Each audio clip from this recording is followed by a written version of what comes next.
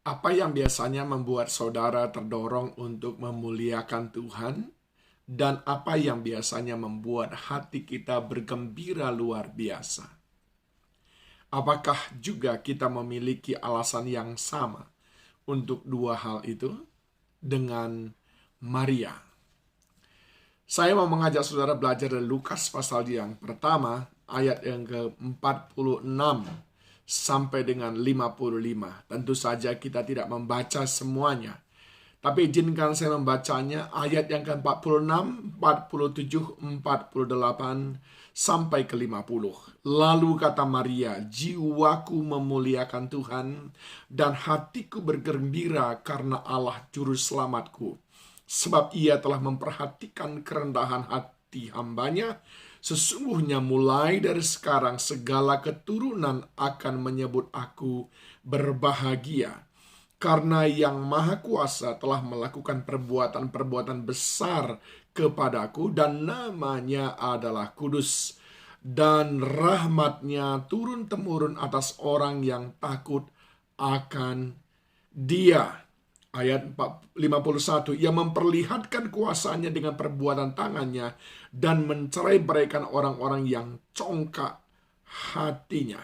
Saudaraku yang dikasihi Tuhan, Maria memiliki alasan yang khusus untuk bersukacita, untuk memuliakan Tuhan. Saya sering melihat orang memuliakan Tuhan, entah dengan nyanyian, entah dengan hartanya. Ketika dia sudah menerima pertolongan Tuhan, mungkin sesuatu yang didoakan selama ini dan akhirnya Tuhan jawab. Lalu dia memuliakan Tuhan, memberikan persembahan pengucapan syukur, lalu mengundang orang lain untuk ibadah ucapan syukur di rumah, dan seterusnya dan seterusnya. Hal itu adalah hal yang baik dan biasa sekali. Tetapi Maria tidak mendapatkan itu semuanya. Justru ia mendapatkan sebuah ancaman untuk dirajam dengan batu karena mengandung tanpa memiliki suami, yang diketahui orang banyak lewat proses pernikahan. Orang tahu dia belum pernah menikah, tetapi kini dia mengandung. Sungguh hidupnya ada di dalam sebuah ancaman akan hukuman dari masyarakat. Hukuman moral, hukuman sosial, dan hukuman fisik tentu saja. 3 hal itu mengancam dia. Tetapi itu semuanya tidak sama sekali dia izinkan. Merenggut sukacitanya dan juga membunuh kerinduannya untuk mengagungkan Tuhan, memuliakan Tuhan.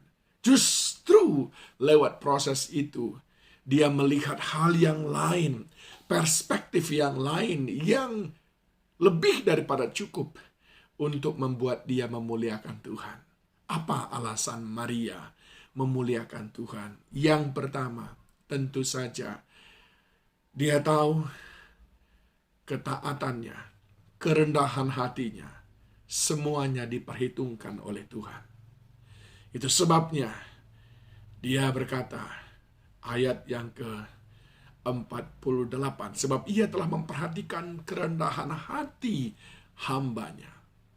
Sesungguhnya mulai dari sekarang segala keturunan akan menyebut aku berbahagia. Dengan kerelaannya menanggung malu, kerelaannya untuk taat apa yang malaikat katakan. Dia berkata, aku ini hanya seorang hamba, jadilah padaku seperti yang engkau ingini, sebab bagimu tidak ada yang mustahil. Itu sungguh diperhitungkan oleh Tuhan. Ini alasan yang pertama.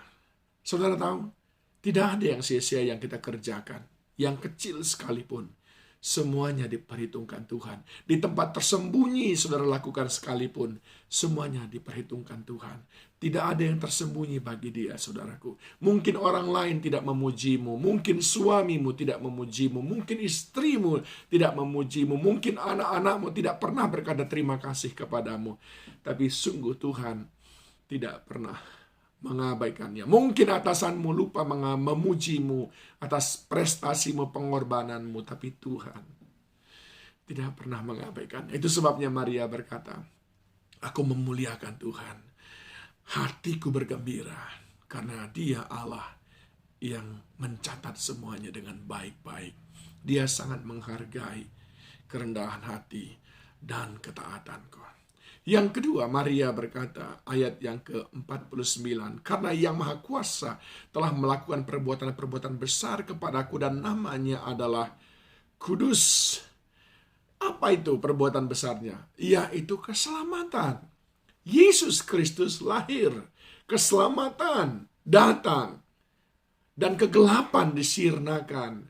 Yesus Kristus lahir, membawa harapan yang baru bagi kita.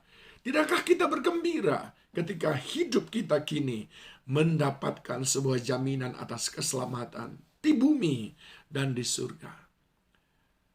Maria memuliakan Tuhan.